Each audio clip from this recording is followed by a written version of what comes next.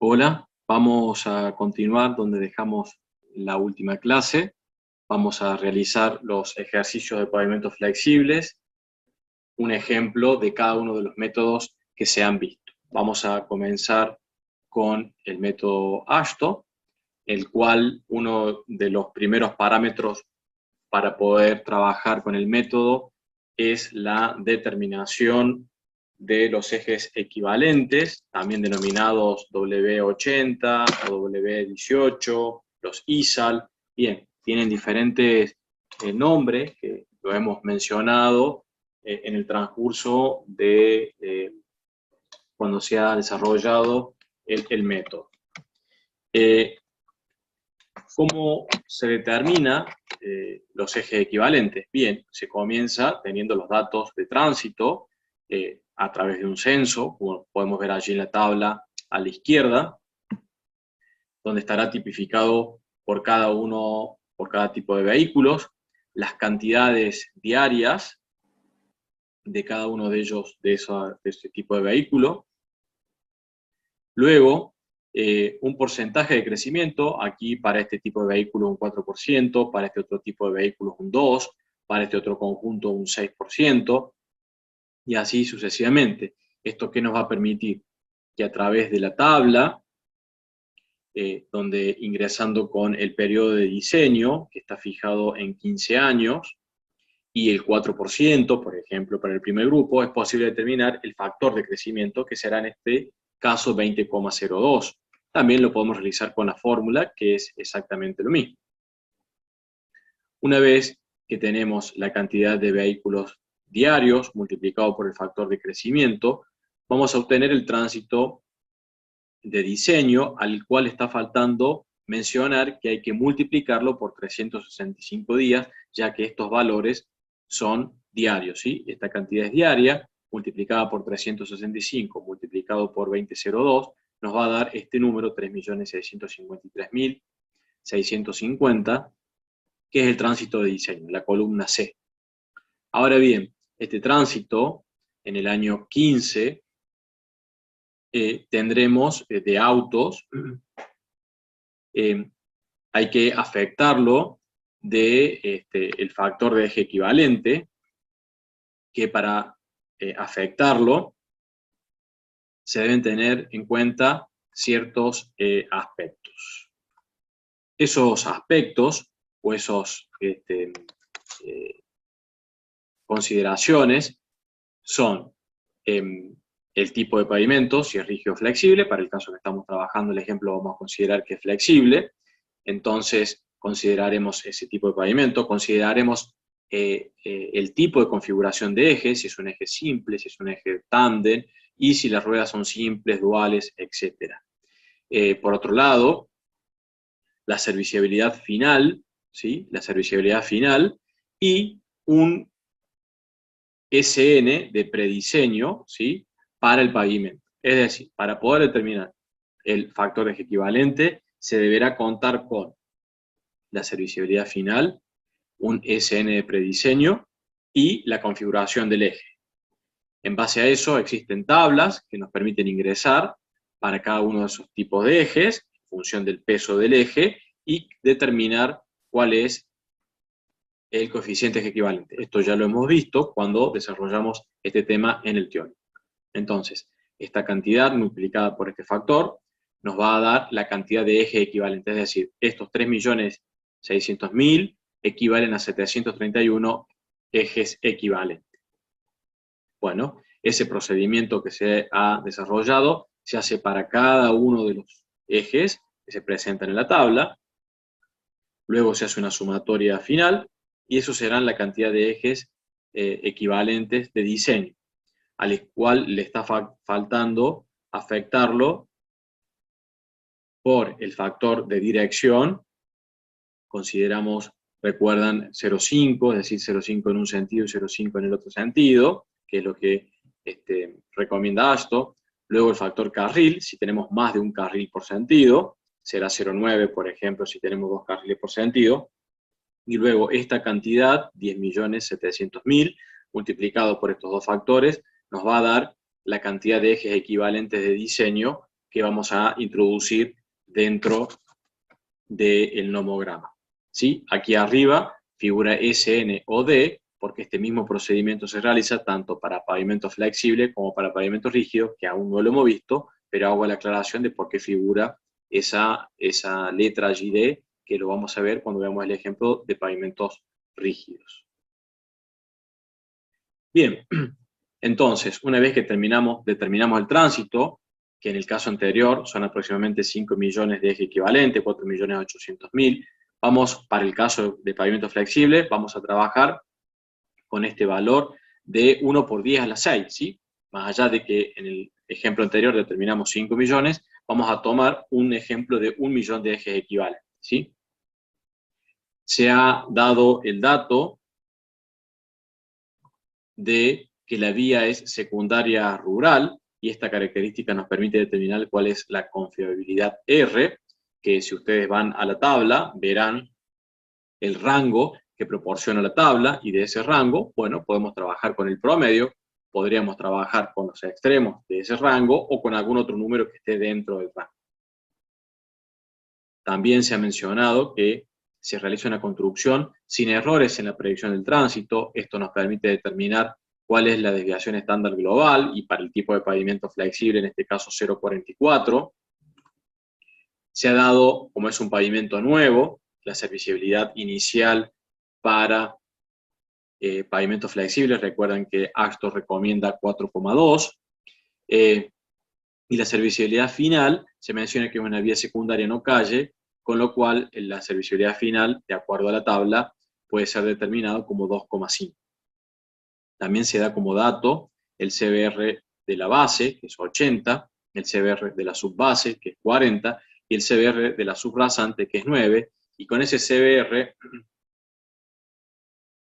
es posible determinar, con la ecuación vista en método ASTO de 1500 CBR para cuando es menor a 10%, que el módulo resiliente es de 13.500 PSI.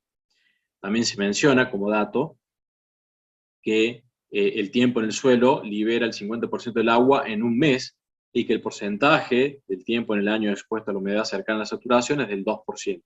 Esto nos va a permitir determinar en la tabla del coeficiente de drenaje M, con esos valores, cuál es el coeficiente M que vamos a utilizar para la verificación de los espesores propuestos más adelante. Bien, una vez que se tienen todos esos datos, es posible en el nomograma con el cual vamos a trabajar, empezar a ubicar cada uno de estos valores y empezar a trabajar. Primero, si ubicamos la confiabilidad del 85 y el S0 en 0,44 con los dos puntos y trazando una recta por ello, como está ahí en color verde, es posible trazar la recta y prolongarla hasta la línea auxiliar hasta determinar este punto, luego ubicando en la escala de los ejes equivalentes el valor de 1 millón, con los dos puntos, el anterior y el siguiente, una nueva recta, hasta cortar la línea auxiliar, de la misma manera ubicando el módulo resiliente de la subrasante de 13.500 y el punto anterior, otra nueva recta, hasta llegar al cuadro de la derecha, de la gráfica de la derecha, donde intersectamos el eje de las Y, luego entrando en forma horizontal hasta intersectar el delta PCI, que es la serviciabilidad inicial menos la final. Es posible, bajando en forma vertical, determinar cuál es el número estructural, que en el gráfico lo podemos leer como 255 SN, ¿sí? Esa es la capacidad estructural que va a requerir nuestra estructura, y la que, de alguna manera, proponiendo espesores y materiales, debemos superar o igualar a esta SN requerida. Entonces, para ello, vamos a proponer 3 capas: una capa asfáltica, una de base y una de subbase, con los espesores de 7 centímetros para la primera, 20 centímetros para la segunda y 30 centímetros para la tercera. Con esos materiales y espesores propuestos, se empiezan o comenzamos a determinar diferentes valores, ¿sí? También de la mezcla asfáltica se adopta una estabilidad de 1000 kilogramos, puede surgir del ensayo de estabilidad realizado, o si tenemos algún otro dato, vamos a ver algunos otros ejemplos posteriores. Con estos valores, también con los datos anteriores de CBR de la base y de la subbase, es posible determinar los módulos resilientes a través de los gráficos del método ASTO que hemos visto, que ingresando con el CBR hacia la izquierda obtenemos el coeficiente de aporte estructural, y si nos movemos hacia la derecha podemos obtener el módulo resiliente, que es desde allí donde están obtenidos estos valores, 28.000 PSI y 17.000 PSI. También con el mismo gráfico podemos obtener el coeficiente de aporte estructural A1 de la capa asfáltica a partir de la estabilidad. Con el CBR de la base obtuvimos por un lado el módulo resiliente y por otro lado en la misma gráfica el coeficiente de aporte estructural. El M fue determinado anteriormente, y lo mismo para la subbase. En el mismo gráfico de subbase, hacia la izquierda el coeficiente de aporte estructural 0,12 y hacia la derecha el módulo resiliente, ¿sí? Bien, entonces, con todos estos valores procedemos a empezar a realizar algunos cálculos, donde el espesor propuesto de 7 centímetros de capa asfáltica son 70 milímetros, que dividido 25,4, ¿sí? Llevándolo a pulgadas, nos va a dar una cierta cantidad de pulgadas, que multiplicado por el factor de aporte estructural A sub 1, ¿sí? Nos está dando 1,24, ¿sí? Entonces, la mezcla asfáltica con 7 centímetros aporta 1,24 de SN. Dicho de otra manera, 0,44 de aporte estructural es por pulgada de este material, ¿sí? De la capa asfáltica. Realizamos lo mismo para lo que sería la capa de base, 200 milímetros, dividido 25,4, por 0,135, que es el coeficiente de aporte estructural, por 0,93, recuerden que es el coeficiente de drenaje, entonces la capa de base aporta 0,99 de SN. De la misma manera, el mismo procedimiento realizamos para la subbase. Luego, la sumatoria de los tres aportes estructurales de cada una de las capas está dando 3,11, ¿sí? Ese 3,11 es mayor que el 2,55 que se necesita o el requerido. Es decir, esto es una verificación que es global, luego vamos a hacer la verificación capa por capa, pero la verificación global es el SN requerido es o tiene que ser menor a el aportado por las capas propuestas. Entonces, aquí estamos viendo que este método no es un método de diseño, sino que es un método de verificación, ya que los espesores no surgen por el cálculo, sino que los espesores y los materiales son propuestos y son verificados a través de esta metodología que aporten o den un aporte estructural mayor al requerido. Bien, una vez que se ha realizado esta verificación global, se procede a la verificación capa por capa, que ya lo hemos explicado cuando vimos la parte teórica del método, en donde esta verificación consiste en determinar los SN, ¿sí? Como si el pavimento no estuviese ubicado en la última capa, que era la subrasante, que era el SN3, ¿sí? El SN3 ¿a qué va a ser igual? Y bueno, al SN que determinábamos anteriormente, al de, volvemos un poquito, a este SN de aquí, ¿sí? Porque acá hemos ubicado el valor de módulo resiliente de la subrasante. Ahora, si dejamos todo esto como está y movemos aquí, en vez de ubicar el valor de la subrasante, ponemos el de la base o el de la subbase, comenzamos con la subbase, ¿sí? Por ejemplo, el de la subbase, el valor que teníamos era de 17.000, perdón, PSI, y dejando todo como está, si movemos este valor y ponemos el valor de la base de 28.000, será por aquí, vamos a obtener distintos SN en función de mover este único valor que está acá. Eso es lo que está ejemplificado, lo que está calculado en la siguiente presentación, aquí. Este es el primero, considerando el módulo resiliente de la este subrasante. Aquí es considerando el módulo resiliente de la base, y aquí es considerando, perdón, de la subbase, y aquí es considerando el módulo resiliente de la base. Y se han obtenido estos otros dos SN, ¿sí?, a través del mismo gráfico. Luego, con el SN1, ¿sí?, el SN1 dividido el aporte estructural de la capa asfáltica, nos va a entregar un espesor que va a estar en pulgadas, 4,28, llevándolo a centímetros es 10,84, ¿sí? Obviamente que este espesor constructivo no se realiza así, sino que va a ser de 11 centímetros. 11 centímetros, 110 milímetros, llevado a pulgadas y multiplicado por el coeficiente de aporte estructural, básicamente es el mismo número SN del cual partimos, ¿sí? Hay una pequeña diferencia de espesor, pero es tan pequeña que no es perceptible en el número estructural. Pero podría haber alguna diferencia un poco mayor, con lo cual este número podría cambiar. Entonces, si cambia, se le denomina SN1 asterisco. Luego, el espesor 2 es el SN2, que hemos determinado anteriormente, menos el S1 asterisco, ¿sí?, que hemos calculado antes, dividido el coeficiente de aporte estructural de la base y el coeficiente de drenaje.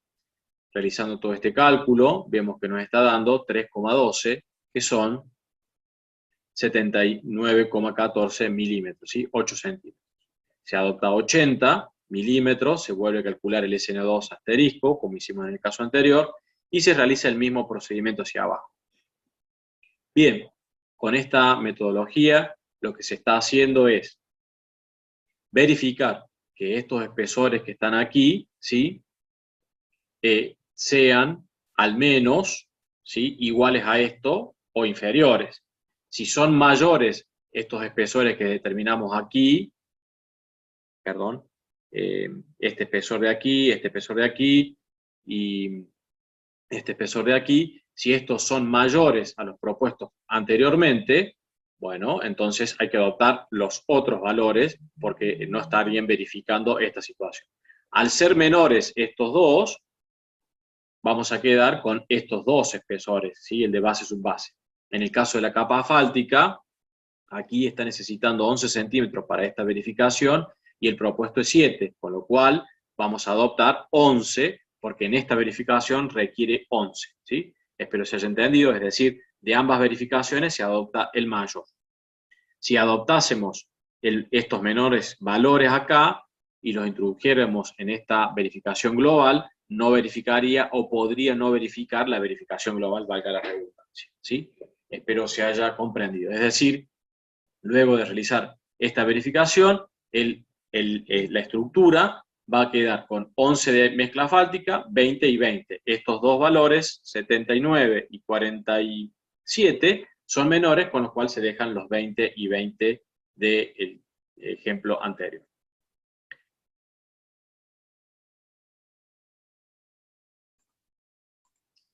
Bien, hemos visto entonces el ejemplo de cálculo aplicando el método ASTO para pavimentos flexibles, y con anterioridad habíamos visto en la parte teórica otros métodos de cálculo más antiguos, más sencillos, ¿sí?, racionales, que vamos a mencionar algunos ejemplos de cálculo para esos métodos, ¿sí?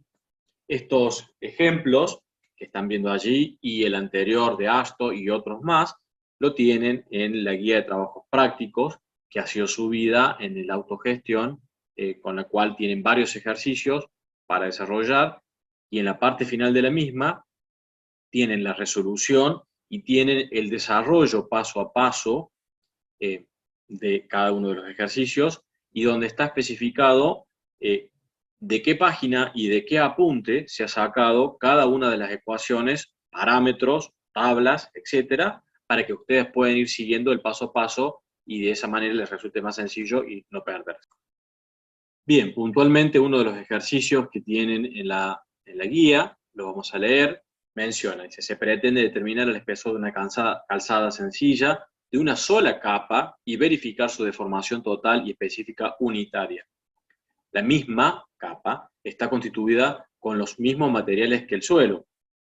La carga se supone única e inmóvil, provista de un eje simple con rueda simple, cuyo neumático demarca una huella.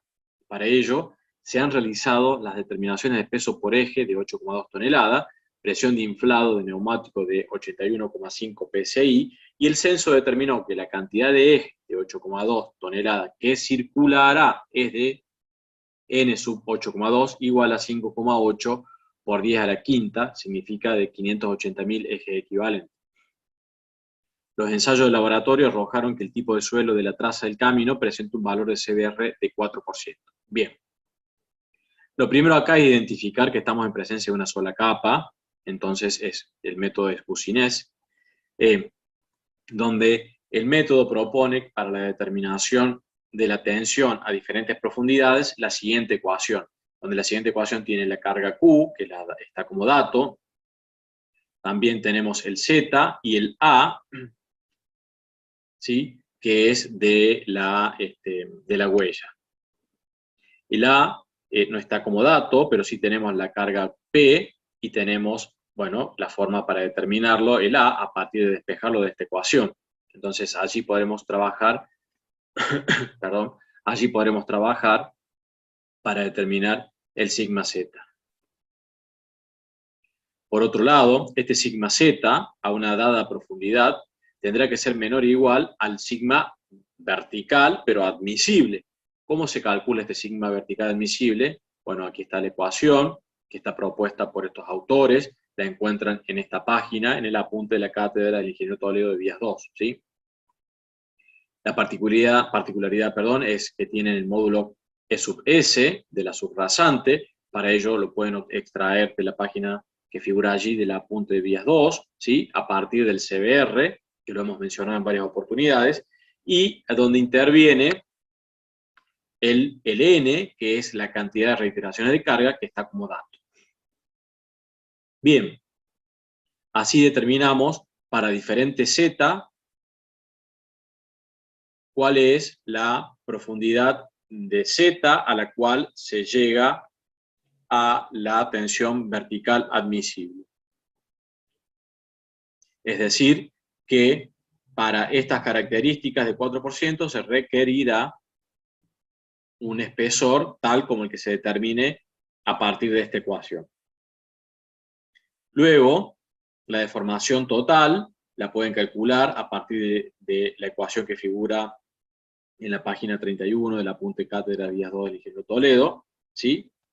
Con esa ecuación la pueden comparar con la deformación en milímetros total, ¿sí?, según lo que determinan en el gráfico, o también con la ecuación. Por eso aquí que figura que esta deformación tiene que ser mayor o menor que el W. Si es mayor, entonces no verificará, y si es menor, si es mayor verificará, y si es menor no verificará.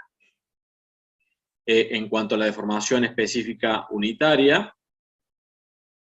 tienen aquí, de acuerdo a este gráfico, cómo lo pueden sacar desde la página que figura allí 90, del apunte de la cátedra del ingeniero Toledo, ¿sí?, pueden determinar la deformación específica unitaria admisible, ¿sí? Bueno, si ustedes determinan la deformación específica unitaria admisible, esa es la admisible para la estructura. ¿Con qué tienen que compararla? Y bueno, con la deformación específica unitaria que sufrió ese espesor de material. Entonces, lo van a determinar que la deformación total, ¿sí?, dividido el espesor que obtengan de aquí, eso va a dar una deformación específica unitaria, ¿sí? Esa deformación específica unitaria podrá ser mayor o menor que la admisible. Si es si es mayor que la admisible, no verificará, y la situación inversa va a verificar, ¿sí? Espero se haya comprendido. De todas maneras, toda esta metodología y el paso por paso, como ya se los mencioné, está en la guía de trabajos prácticos, está todo desarrollado, calculado, cada uno de los ejercicios al final de la guía. Continuando con los ejercicios, menciona, dado el ejercicio anterior, con los datos presentados, se ha decidido incorporar una segunda capa, base por ejemplo, de material granular sobre la subrasante, que actuaría como calzada. La misma presenta un valor de CBR de 80% y con un espesor de prediseño de 30 centímetros. Será necesario realizar la verificación de la tensión vertical y la deformación sobre la subrasante y proponer un mayor espesor de la base en caso de que así lo requiera. Entonces, es necesario identificar que se está en presencia de dos capas, con la cual aquí estamos en la situación de lo que se ha visto de Burmeister. Para ello, vamos a determinar la tensión vertical a través de la forma que figura en la página 47, la figura 3, allí está especificado qué número de figura y demás, teniendo presente la relación de los módulos, ¿sí? La relación de los módulos y el Z sobre A, recuerden que era la gráfica de Burmeister, y a partir de ello tenemos la sigma Z a una determinada profundidad, que la debemos comparar nuevamente con la admisible que ya la hemos calculado en el ejemplo anterior. Aquí está lo que les mencionaba, con la relación de los módulos y el Z sobre A, vamos a obtener de la gráfica anterior, vamos a obtener el sigma Z sobre Q, como Q lo tenemos, vamos a despejar el sigma Z. Vemos si verifica o no verifica. Si necesita mayor espesor de base, habrá que modificar el Z, o si necesita mejorar, por ejemplo, la calidad de uno de los materiales, que sería el caso de la base, donde podremos mejorar el CBR, aunque tiene un CBR, bueno, por lo menos interesante. Bien.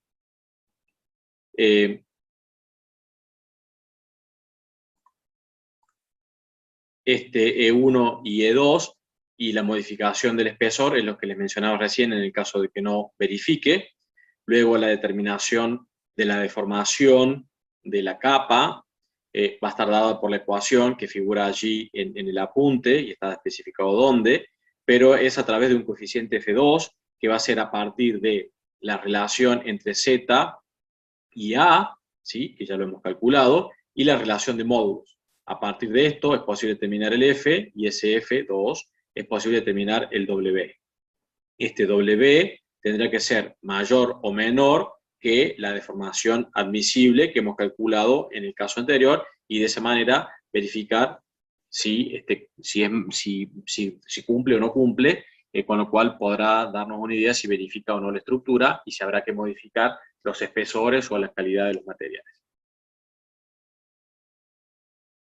Bien, y continuando con otro tipo de ejercicio, dado el primer ejercicio con los datos presentados, se ha decidido incorporar una tercera capa flexible, que es una capa asfáltica, a modo de superficie de rodamiento, sobre las dos capas del ejercicio anterior. La capa asfáltica se ha previsto que posee un módulo de 160.000 kilocentímetros cuadrados, con un espesor de 12 centímetros. La capa de base presenta un valor de CBR de 80% y con espesor de prediseño de 50 centímetros. A los fines prácticos, se estima un coeficiente de Poisson de 0,5. Será necesario realizar la verificación de la tensión vertical sobre la subrasante y la deformación específica unitaria en la fibra inferior de la capa asfáltica. Recuerden que son los criterios con los cuales se ha trabajado en el método tricapa y que también dio origen luego al método Shell. Bien, obviamente que hay que identificar en el método en el que se está, y el método, ya lo hemos mencionado, es el sistema elástico de 3 capas. Este método, ¿cómo trabaja? Bien, este método, el sigma Z en la subrasante, que lo llama sigma Z2 subrasante, es igual a un coeficiente ZZ2 por Q. Este ZZ2, ¿sí? El Q es dato, y el ZZ2, recuerden que se obtenían a partir de las relaciones que proponía el método, que era entre los módulos L1 sobre 2, L2 sobre L3, obteniendo el K1 y el K2, también las relaciones A mayúscula igual a la relación de A minúscula sobre H2, y H mayúscula a la relación de H1 sobre H2, y a partir de esas relaciones poder determinar con las tablas de Jones o con los gráficos que fueron realizados a posterior de Petit, cuáles son los coeficientes ZZ1, ZZ2, etc. ¿Sí? Entonces, con esas relaciones se obtiene el ZZ2, que se ha mencionado en la parte teórica, como les mencionaba recién, y nos permite determinar el sigma. Que este sigma nuevamente tendrá que ser menor a lo determinado desde lo que venimos haciendo en el primer ejercicio, ¿sí? Luego, la deformación específica unitaria por tracción, epsilon t, va a ser igual a esta ecuación, que está allí la página donde pueden ubicarle y el apunte, y que tendrá que ser menor o igual a la deformación específica por tracción admisible, que también está especificado allí de dónde lo pueden obtener. Para el epsilon t es necesario conseguir el sigma R1 y el sigma Z1. El sigma R1 lo calculan con la ecuación y vemos que tenemos un coeficiente RR1 que lo obtienen con los mismos parámetros mencionados anterior, K1, K2, H y A, y en las tablas también mencionadas. El ZZ1 de la misma manera se obtiene con las mismas relaciones. Y a partir de ello es posible calcular el sigma R1. Y el sigma Z1B, que es el de la base, es el ZZ1, que es el coeficiente anterior, por el Q. Con todos estos valores es posible calcular el epsilon t, y el epsilon t compararlo con el epsilon admisible que figura en las páginas, lo que está allí, o en la gráfica, o en la ecuación, depende de lo que se disponga, para poder compararlo, ¿sí? Que es lo que está aquí. La tensión de compresión en la subrasante tiene que ser menor a la admisible, que es lo que está acá, y la de tracción en la fibra inferior de la fibra asfáltica tiene que ser menor a la admisible, ¿sí? Si estas dos situaciones se dan, verifica.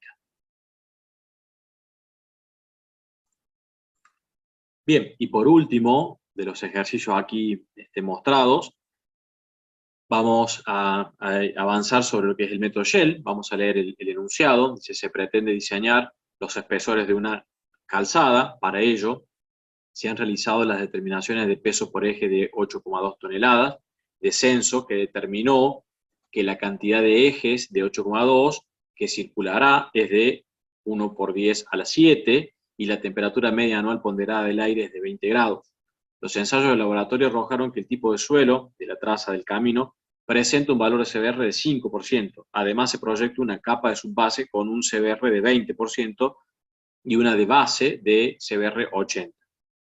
Asimismo, se han propuesto dos tipos de mezclas asfálticas cuyos códigos son S1 F150 y la otra S1 F100. A los efectos prácticos, se solicita diseñar considerando dos situaciones. En la primera, dimensionar solo con capa asfáltica, y en la segunda, la capa asfáltica y las diferentes capas granulares. Es decir, proponen dos códigos de mezcla, y para ambos códigos de mezcla, en uno considerar todo mezcla asfáltica sin capas granulares y sobre la subrasante, y en el otro considerar el otro código de mezcla y considerar las capas granulares de acuerdo a lo que se pueda diseñar. Bien, entonces obviamente estamos en presencia del método Shell, con el CBR que tenemos de la subrasante a través de la tabla que hemos utilizado bastante, que está allí en la página 78 donde la encuentran. Es posible con el CBR determinar cuál es el módulo de la subrasante, en este caso 500 kilos por centímetro cuadrado, ¿sí? Y tenemos como datos el CBR de la subbase y de la base, y los dos códigos de mezcla.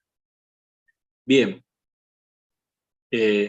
vamos a tomar, por ejemplo, para el primer código, S1 F150, ubicamos la carta o la tabla correspondiente, donde tenemos el código S1 F150. Para este otro código habrá otra carta, como esta que están viendo acá, pero habrá otra. La temperatura media ponderada del aire de 20 grados, que es el dato que se ha proporcionado antes. El módulo de la subrasante de 5 por 10 a la 7 newton metro cuadrado, que es lo que está aquí, o en kilos centímetros cuadrados, ¿sí? Bueno, y lo que es variable es el número de ejes equivalente, donde aquí está expresado de 1 por 10 a la 7, es decir, 10 millones de ejes equivalentes. Entonces, si ubicamos los números de eje equivalentes correspondientes a esta gráfica, a esta curva que está aquí, la de 10 a la 7, ¿sí? Y tenemos todos los otros datos. Entonces, para la primera situación, donde nos mencionan que sea todo con capa asfáltica, bien, entonces si es todo con capa asfáltica, estaremos por aquí, ¿sí?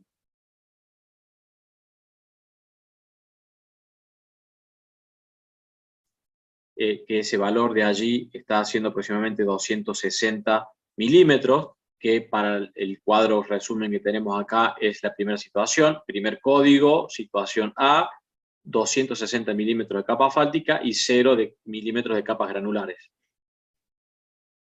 Y para la segunda situación, donde consideramos capas asfálticas y capas granulares, para 10 a la 7, ¿sí?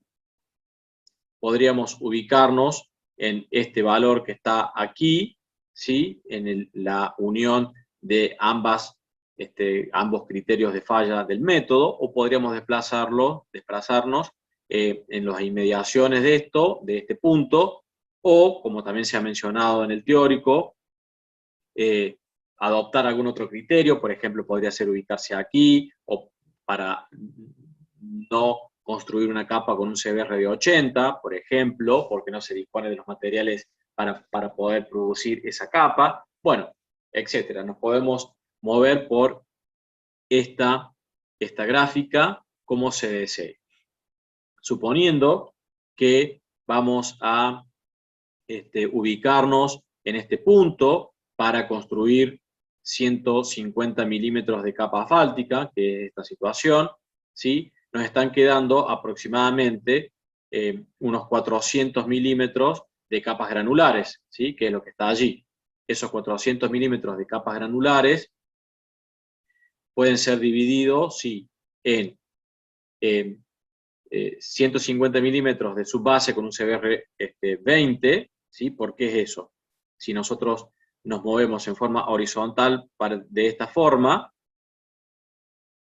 deberían ser construidos con CBR 20 desde aquí hasta la primera línea auxiliar que tenemos de un CBR 20 y bajar en forma vertical nos está arrojando 150 milímetros de CBR 20, que sería la subbase. Y luego, en forma horizontal, continuando por el mismo punto que tomamos como criterio de diseño, continuando hacia la derecha, entre los 150 y los 400, ¿sí? La diferencia va a ser de un CBR, podría ser de 40 y de 80, pero como la capa de base es de 80, se adopta directamente todo este espesor de un CBR 80. Además, constructivamente, hacer un espesor de este valor al siguiente valor tan pequeño en centímetros con CBR 40 para luego pasar a un 80, constructivamente no sería lo más adecuado, ¿sí? Bien, espero se haya comprendido esta forma de determinación.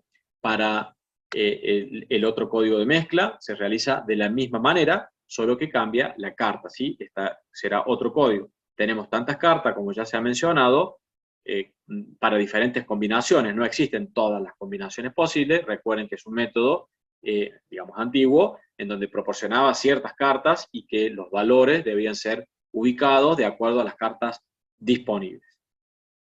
Bien, esto ha sido por la clase de hoy. Vamos a continuar la clase siguiente con la misma metodología de las grabaciones. Y recuerden que la guía de trabajos prácticos está subida en autogestión y pueden resolver y ver estos ejercicios y varios otros más.